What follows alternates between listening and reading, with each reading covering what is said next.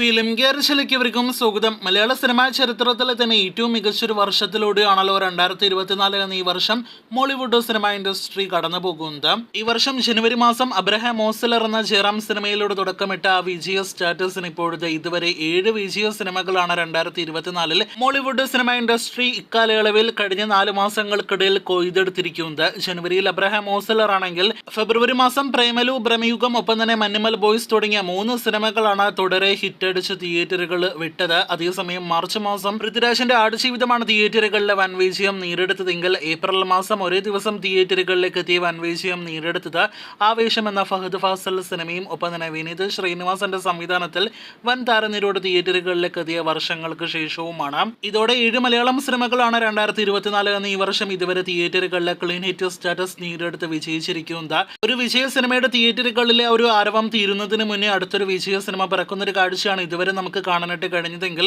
കഴിഞ്ഞ ഒരു മാസമായിട്ട് മോളിവുഡ് പുതിയൊരു ഹിറ്റ്, 8ാമത്തെ ഹിറ്റിനായിട്ട് കാത്തിരിക്കുന്ന ഒരു കാഴ്ചയാണ് ഇപ്പോൾ നമുക്ക് കാണാനായിട്ട് കഴിഞ്ഞിരിക്കുന്നത്.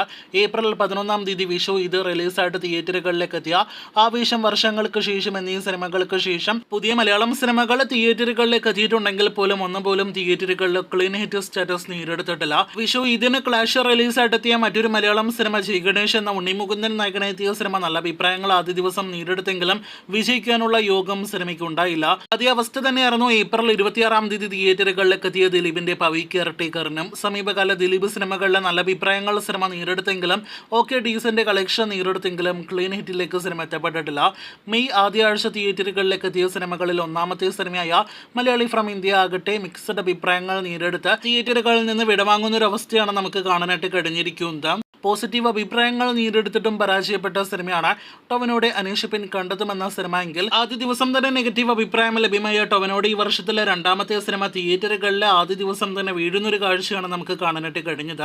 നടികറിന് ശേഷം തിയേറ്ററുകളിലേക്ക് എത്തിയ മെയ്യിലെ 2ാമത്തെ ആഴ്ചയിലെ സിനിമകളാകട്ടെ തിയേറ്ററുകളിൽ നിന്ന് വേഗം വിടവാങ്ങുന്ന ഒരു കാഴ്ചയാണ് നാം കാണുന്നത്. ഒരു പക്ഷേ ഈ റിപ്പോർട്ടിലെ ഡീസന്റ് അഭിപ്രായങ്ങൾ ലഭ്യമായ പവി കെയർടേക്കർ, അന്വേഷിപ്പിൻ കണ്ടെത്തും കൂടാതെ ജയ് ഗണേഷ് എന്നീ സിനിമകൾ വിജയിച്ചിരുന്നെങ്കിൽ ഇതുവരെ 10 മലയാളം സിനിമകൾ വിജയിച്ചു എന്നൊരു നേട്ടം കൂടി മോളിവുഡ് നേടിയെടുത്തേനെ. എന്തായാലും ഈ ആഴ്ച തിയേറ്ററുകളിലേക്ക് എത്തുന്ന ഗുരുവായൂർ അമ്പലനടയിൽ, അടുത്ത ആഴ്ച തിയേറ്ററുകളിലേക്ക് എത്തുന്ന ടർബോ ഉൾപ്പെടെയുള്ള സിനിമകളെല്ലാം തന്നെയാണ് ഈ മെയ് മാസത്തിലെ അടുത്ത പ്രതീക്ഷകൾ.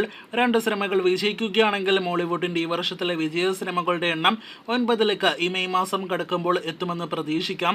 കാത്തിരിക്കൂ കൂടുതൽ ഇതുപോലുള്ള മോളിവുഡ് സിനിമാ വാർത്തകൾ കേട്ട്.